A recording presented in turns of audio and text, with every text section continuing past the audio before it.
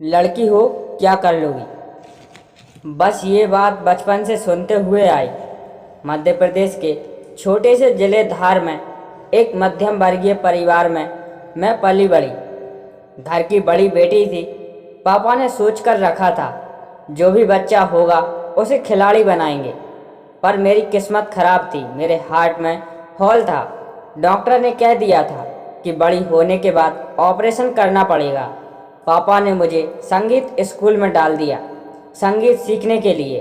पापा खुद sports person थे, बहुत से खेलों के जानकार थे, सबको सिखाते थे, पर खुद की बेटी को नहीं सिखा पाए।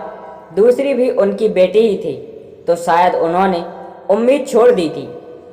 15 साल की होने के बाद जब सारे टेस्ट हुए तो पता चला कि वो हॉल बंद हो गया है।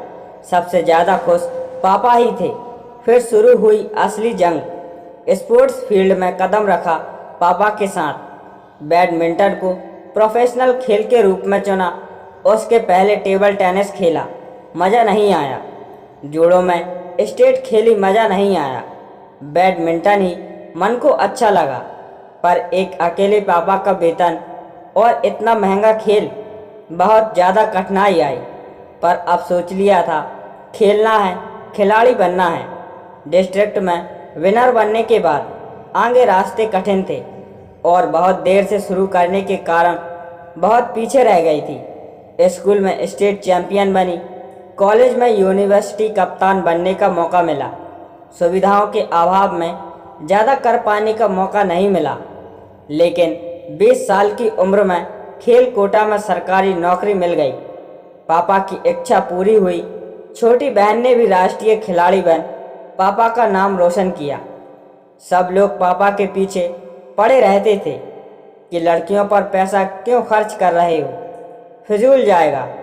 यहाँ तक कि दादा दादी और बुआ कहती थी तुम्हारी लड़कियाँ भाग जाएंगी। पर पापा ने किसी की नहीं सुनी। उन्होंने हम पर विश्वास रखा और हम दोनों बहनों को खिलाड़ी बनाया। वाकई छोटे शहर में लड़कियों का खिलाड़ी के रूप में आगे बढ़ना लोगों को बहुत खटकता है। रेलवे में नौकरी करने के बाद खेलने को कम समय मिलने लगा तो निर्णायक की परीक्षा दी। राज्य स्तर पर प्रथम आई। जब राज्य की प्रतियोगिता में निर्णायक के तौर पर काम करना शुरू किया तो बहुत आलोचना हुई, क्योंकि उम्र सिर्फ 22 साल थी। बड़ों को खलने लगा। और सबसे ज़रूरी बात, मैं लड़की थी। आज तक मध्य प्रदेश में कोई महिला निर्णायक नहीं थी। पुरुषों का बोलबाला था, सबने विरोध किया, पर मैंने अपना काम जारी रखा। मुझे निर्णायक के रूप में काम करना बहुत अच्छा लग रहा था। बहुत मेहनत की। राष्ट्रीय स्तर पर ग्रेड 2 की परीक्षा में शामिल होना था। आधे से ज़्यादा लोगों ने सीधे बोल दिया था कभी पास नहीं हो पाओगी।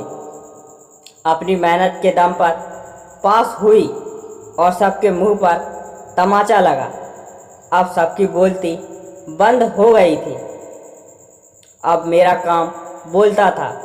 अब हर कोई निर्णायक के रूप में मुझे बुलाना चाहता था, वो भी लोग जिन्हें कभी मुझसे ज़्यादा तकलीफ होती थी।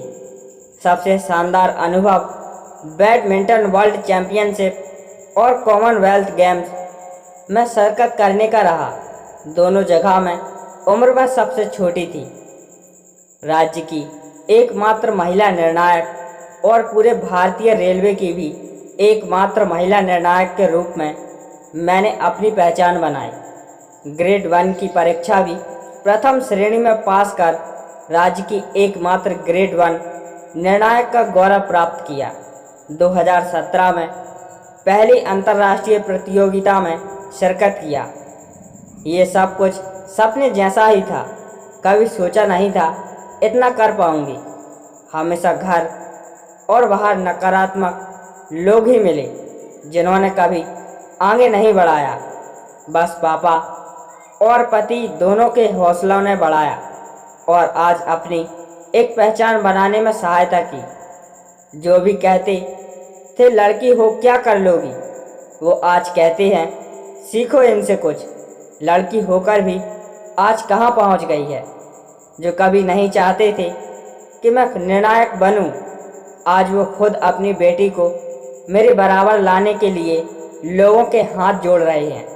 अच्छा लगता है देखकर कि जो किया अपनी मेहनत से किया, किसी के आगे हाथ नहीं जोड़े। बस अपने सपनों को पूरा करने की ठान लो, जरूर पूरे होंगे। हार कर भी हार नहीं मानी कभी।